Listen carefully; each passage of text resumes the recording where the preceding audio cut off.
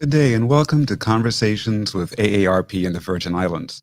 I'm Troy Deshabir-Schuster, State Director of AARP in this territory, and I'm so very glad to be with you today. Thank you for joining us and participating in this conversation with AARP Virgin Islands and the Virgin Islands Department of Licensing and Consumer Affairs. This is a continuation of our anti-fraud series. Today we welcome Matthew Paget, the Director of Consumer Protection of the Virgin Islands Department of Licensing and Consumer Affairs. Welcome, Matthew. Thanks for having me, Troy. Thanks. And so I know I've asked you this question before in previous shows, but for our listening audience, tell us a little bit about what you do as a Director of Consumer Protection. Yeah, so basically I came on as the Director of Consumer Affairs, if I could clarify, in October, which oversees both the Consumer Protection Division and Weights and Measures. So we keep and maintain and check all the standards for weight. Any commerce that has to do with the sale of a product by weight, we check and make sure that those are all up to par for what the consumers need. And then on the consumer protection side, we do price verification. We check to make sure that if a price is being advertised by the retailer, that's what they're actually selling it for once you get up to the counter. We also oversee multiple other disciplines along with motor vehicle sales and trade practices and repair practices, and basically anything that creates a consumer relationship with a business, we oversee to make sure that they're all being done within the confines of the law. Well, that's a lot. I think that's a major part of the work of the whole department. Aside from the licensing and making sure that everybody all the businesses are well licensed, but to make sure that all the businesses are treating consumers fairly. So that's like the two lungs, I believe, of the Department of Licensing and Consumer Affairs. It is, yeah. It's a lot of work. We have a small but dedicated staff, and currently we have openings. If I could get if we have some younger viewers that are looking to get into government, to go to the Department of Personnel website. We have openings for weights and measures inspectors on the island and District of St. Thomas, St. John. So we're constantly looking to add members to our team, and the members that we do have, we have some long tenured members here that do a great job protecting the citizens of the Virgin Islands. So for weights and measures, I guess you would be calibrating or making sure that scales in grocery stores, supermarkets are well calibrated, that fuel pumps are well calibrated, and everybody's getting every drop of gasoline they pay for. Is that correct? Absolutely, yeah. So we don't do the actual calibration if a pump or a scale is off. We just oversee to confirm that they are calibrated. So we do everything from the baggage scales at the airport to the fuel scales at the Lime Tree Bay terminals to the individual fuel pumps at every gas station within the territory.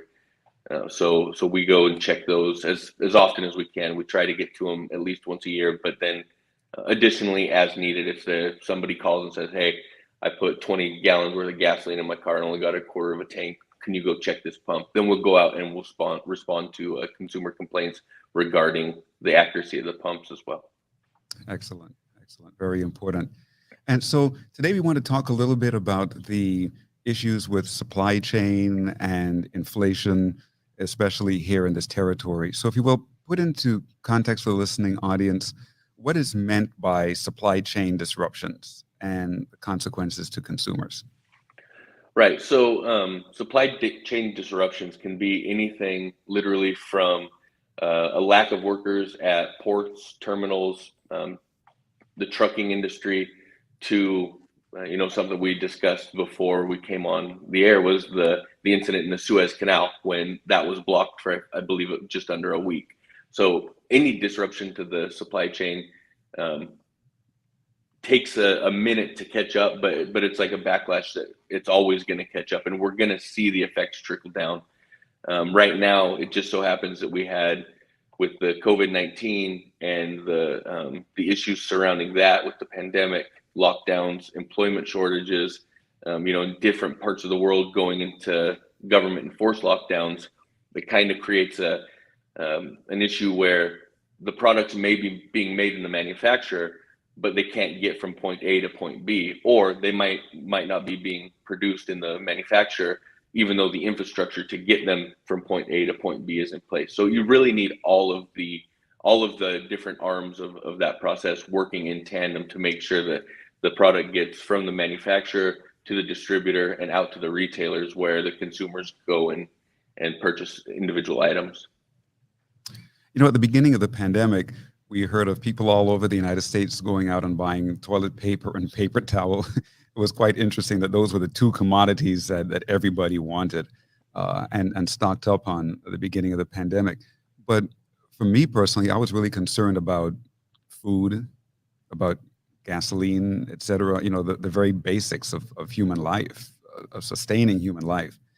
Thankfully, it seems like our grocery stores and all of our vendors have kept pretty well stocked. But hypothetically speaking, just really going out on a limb with a hypothetical question here, let's say that we could not get the food that we needed. Let's say we could not get the fuel that we needed. How would that be handled? Is that something that licensing and consumer affairs would get involved in to make sure that we have what we need to sustain human life here? I know I'm asking a question that's way out there, but No. It's a good question, and it's something that people need to be aware of. So, as licensing and consumer affairs, we don't have access to federal stockpiles or federal reserves of fuel or food or water.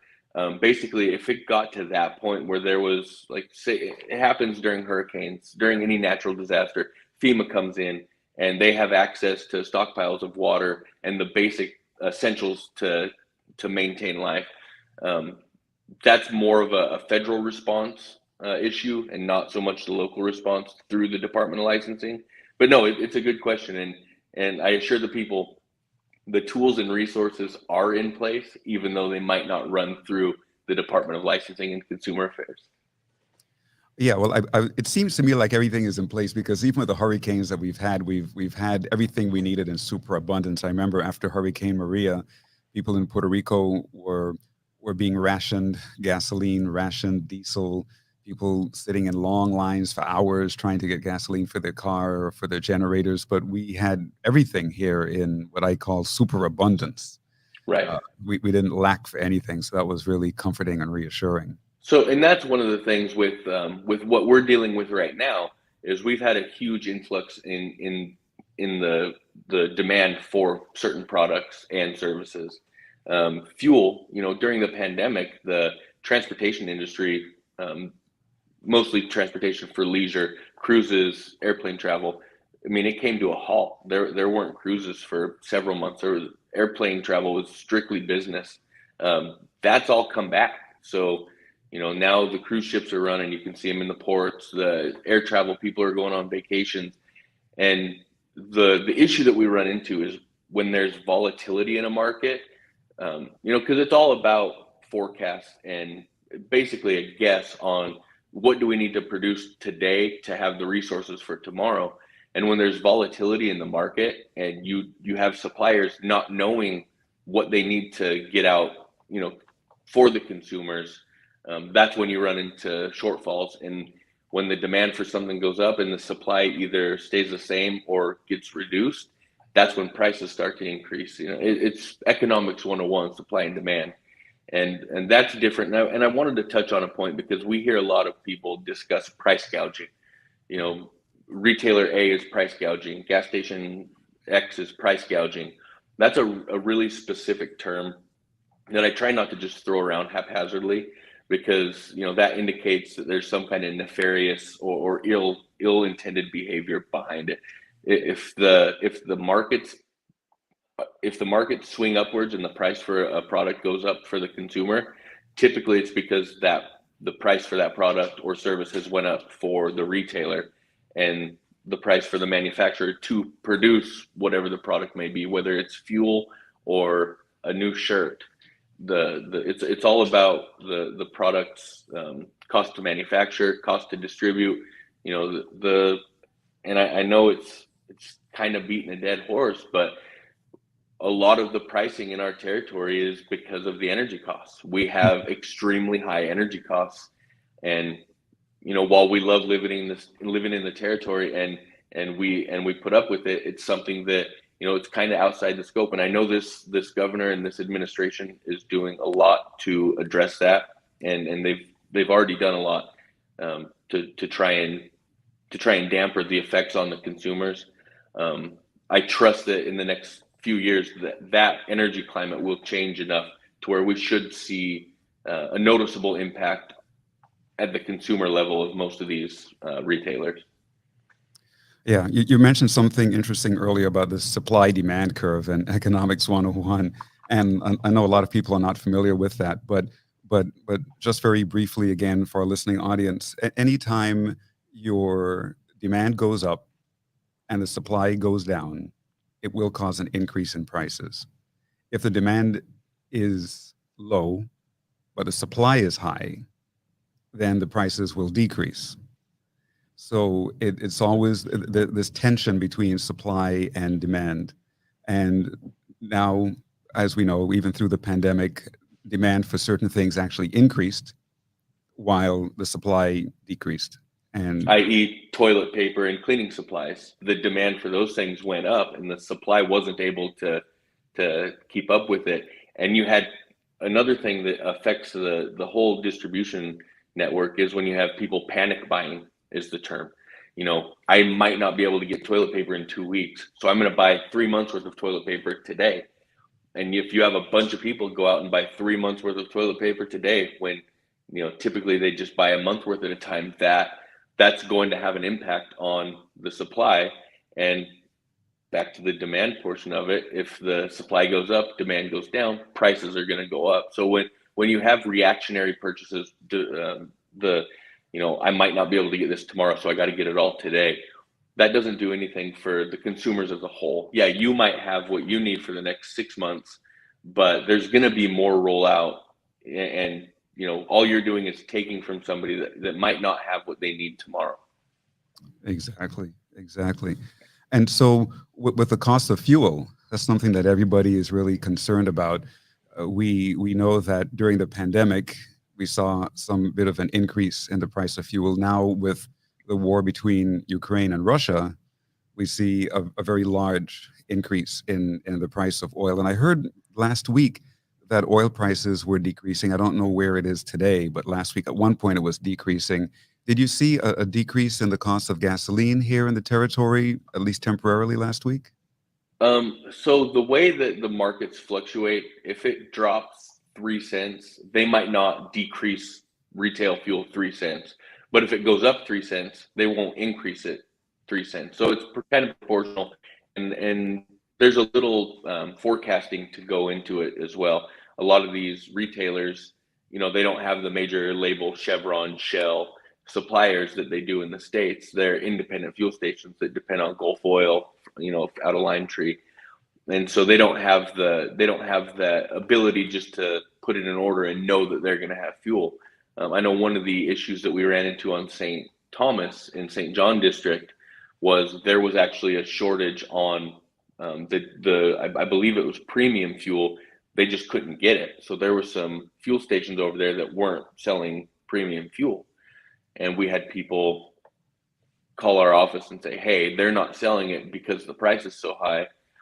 Well, when we reached out to the distributors and the retailers, they just couldn't get it. There was a supply issue again with the what's going on with the volatility in the market.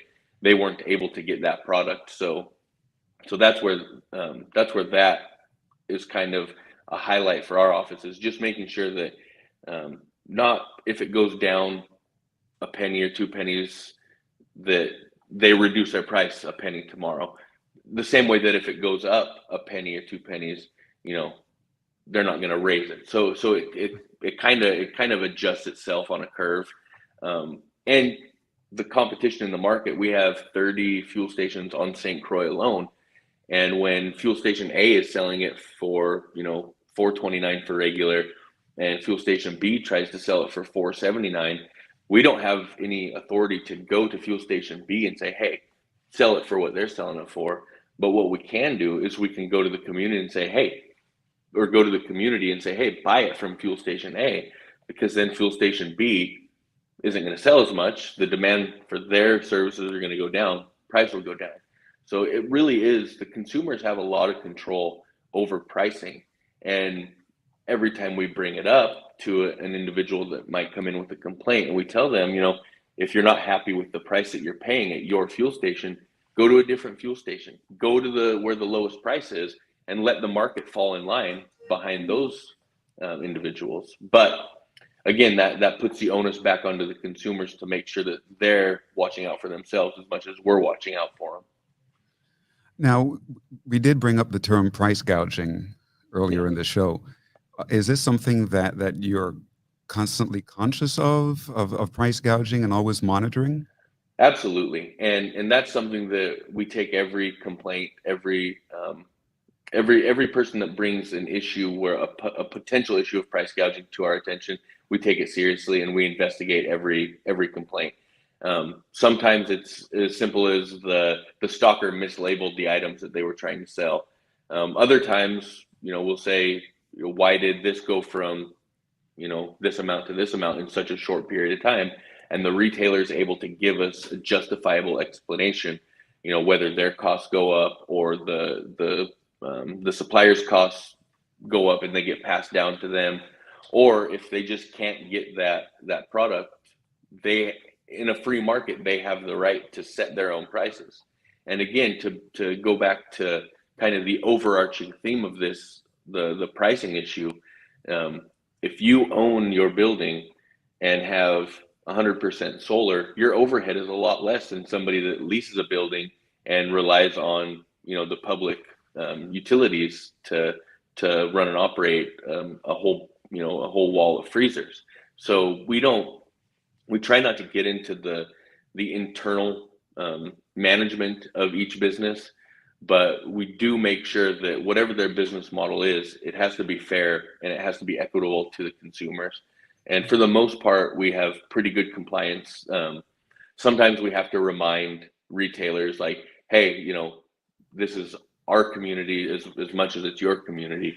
And typically they're really good, and it's nothing, there's no nefarious intent behind it. They may have left something priced one way for a day or two longer than the gas station next to them, or whatever the case might be. But yeah, we investigate and we monitor prices and verify that the prices that are being advertised are actually the prices that they're selling it for regularly. Hypothetically, will prices decrease once we get a little bit further past the pandemic, and once we get past the war between Ukraine and Russia? Or do you think the distributors and suppliers and vendors just like where we are and will keep it up? Well, so then, I mean, that goes outside of consumers and into the economic impact of what not slowing inflation does. We're in a rebound from the pandemic, and I don't know if you remember the housing crisis in 2008, 2009, when everything tanked and we went into a recession. Businesses don't want that any more than they want to keep prices high. The market is set by what the different trends from, the supply of oil coming out of Venezuela, what sanctions are on oil coming out of, different Middle Eastern countries. So, I mean, it really is a global issue that affects everybody. I don't see inflation staying at 7.5%, 8% annually for any extended period of time. It's not sustainable. You have a lot of people that, if you own a lot of tangible assets or a lot of real estate, then you want a little bit of inflation, because then your investments appreciate over time. But with that said, you don't want 8% per annum to go, of inflation, because then at some point, even though you have these assets that are worth, millions of dollars, there's nobody that can afford to buy them. And that's kind of back to the 2008, 2009 housing crisis. We had a bunch of people get loans out on houses that were, $800,000, $900,000, and now the houses were appraising at $250,000 because we had an economic downturn. All of these people foreclosed, and now banks are sitting there holding notes for millions of dollars worth of properties that are, worth pennies on the dollar. And that's when the government stepped in and bailed out the financial institutions and bailed out some of the automobile manufacturers. And so it takes government intervention, whether it's what we're dealing with right now or what we dealt with in 2008, 2009. It really is a careful balance that we have to maintain. So to answer your question, I don't know when prices will start to tinkle back down or not, but I know they can't keep increasing at this rate. It's not sustainable. Right. Yeah. At some point, nobody will be able to afford anything if it keeps on Right. at this rate. I'm here looking at some of the questions and comments coming in through Facebook, which you can't see from your end. But without saying exactly who said what, there's one viewer who's saying that DLCA needs to go to the stores and check on the prices, check the small businesses. They're definitely overdoing it with their prices. So for this listener and for other listeners, again, if they do suspect price gouging or overpricing, how can they report that? Please tell us. Yeah, so you can go onto the DLCA website. If you just go to dlca.vi.gov, there's a tab that you can click on under the DLCA directory that says file a complaint. That's the best way to do it. That's the quickest way to get a hold of us. And if you want it to be anonymous, there's an option to click an anonymous box. We won't share any of your information, and we'll go out and check the pricing. We had just for an example, we had a complaint come in where somebody had purchased something and it rang up like 5 times as much up at the counter. It just turned out that it was erroneously labeled by the stalker, and it wasn't an act intended to defraud or go after anybody in particular. There was no intent from the merchant to price gouge. So a lot of the issues that come up are misunderstandings or honest mistakes. And I want to make it a point to say that we don't penalize mistakes at DLCA. We're not looking for people to go out and write tickets to that. That doesn't do anybody any good. What we want to do is make sure that the businesses that are selling items are selling it at a competitive rate. And again, if some of the smaller mom and pop stores, we don't know the specific calculations that go into them determining what their prices are. But if you see something at that store and you feel that it's priced too high, go to another store and look for it. And if it's priced egregiously high, sure, we'll take a look at it and we'll make sure that they're not doing anything that violates the Virgin Islands law. But at the same time, we're not in the business of running other people's businesses to make sure that they're selling prices or items for a specific price. Good. That's a very good distinction to make, very important, because I think that a lot of our consumers here in the Virgin Islands don't understand that nuance and Right. exactly what you do in your department, regarding pricing here in the territory. And so with all of the supply chain disruptions, has there been any impact on competition in the marketplace?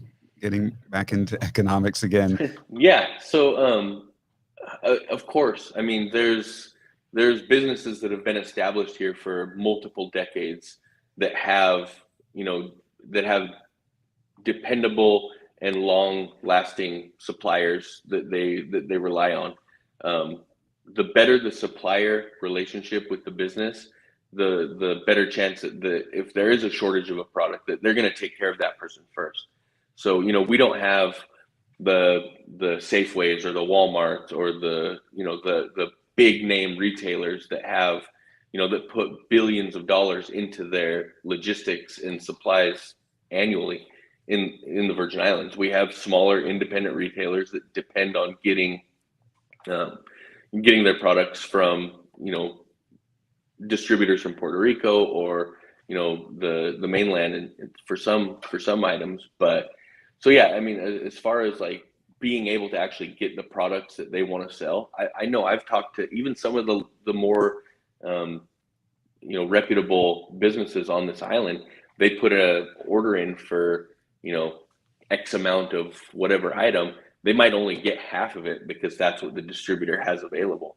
So the supply chain disruptions, and I don't know if you followed the news, but the stuff that was going on in Texas with the Texas Highway Patrol stopping every commercial vehicle that was coming from the southern border, that was billions of dollars in commerce traveling between Mexico and the United States. Some of the avocados that we eat here may have been on some of those trucks that spoiled, so we might not have access to that commodity for a period of time. But like everything else, once the markets have a chance to kind of equalize and figure out what the trends are doing, uh, typically most of these things will bounce back and stabilize off and get to a level where there's competition amongst all the retailers and not just one person rising above everybody else. Here in the Virgin Islands, we're always talking about resiliency, especially as we face hurricanes and the threat of other natural disasters, as we realize that we're quite separate from the US mainland, rather removed, rather isolated.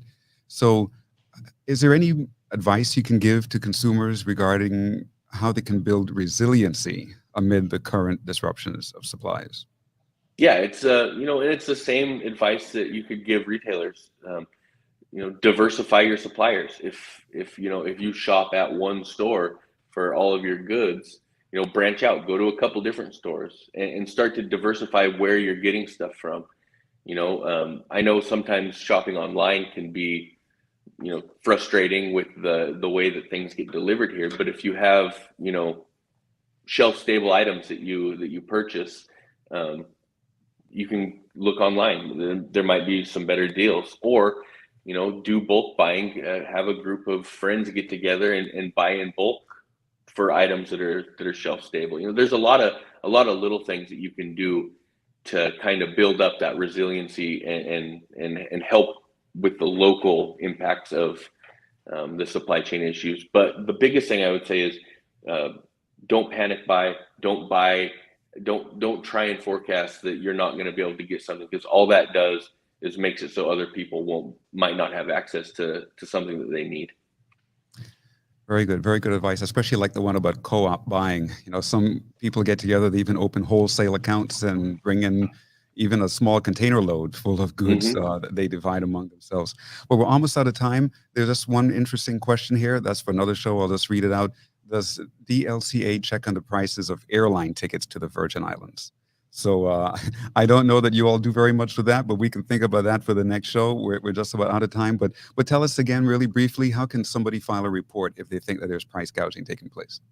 Yeah, so they can either come down to the office, whether they're in St. Thomas or St. Croix, come into the office and make the complaint. But right now, the easiest way to make that complaint is to go to dlca.vi.gov and just click on the File Complaint tab, and it'll walk you through the whole process, the information that we need, and it'll put your complaint right into our desk, and we'll address it as soon as we get it. Great. And thank you so much for joining us on our conversations with AARP in the Virgin Islands as we continue uh, to take part in this anti-fraud series with the Department of Licensing and Consumer Affairs. Have a great day. Thanks.